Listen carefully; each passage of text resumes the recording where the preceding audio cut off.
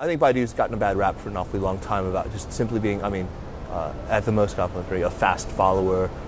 Most people just sort of have seen it as merely a Google clone. That's really never been the case.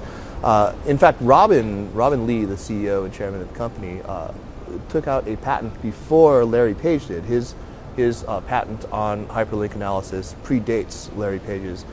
So even from the very, very early days, it was never a merely derivative company. Baidu has maintained a stranglehold on the Chinese market despite Google's global dominance. So what did it take to beat a global giant away?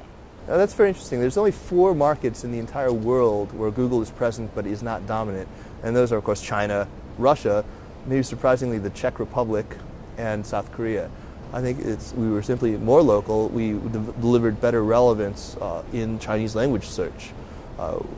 There's nobody who would question the fact that Google is a much superior English language search engine, but the fact is, Chinese people surprisingly speak Chinese, and that was part of it. I think Google also, made some mistakes on entering the market. I think you probably remember that early on, there were surveys that showed that most Chinese internet users simply couldn't spell the word Google to type it into their browser.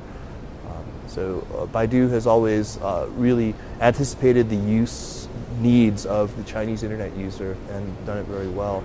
And what does the future hold for Baidu? Global domination or just focus on China? We've never made a secret of the fact that we intend to become a global brand. Robin Li has said before that in 10 years' time he hopes that Baidu is a household name in half of the world's internet markets. I don't think that's an unrealistic goal at all. We are developing in 9 different languages besides Chinese and English. We're looking, I think, at some developing world markets, especially in Latin America, at Southeast Asia, the Middle East. But none of this is really near term. I think that we're very, very much focused still on the domestic Chinese market. Inside Baidu, is there a moral calculator at work? Discussions about how much should be censored? The issue of censorship comes up, of course, inevitably. I have sort of officially banned the robotic utterance of all companies doing business in China must obey Chinese law. That, of course, is true. All companies in China must obey Chinese law. That doesn't mean that it's something that we think is an advantage to us in any way. We incur significant costs from censorship, as our CEO has said time and again.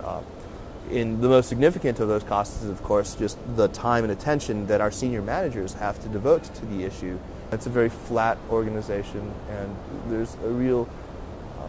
we're encouraged to be extremely candid, frank, and direct, and I think that extends to our business practices and outside of the company itself.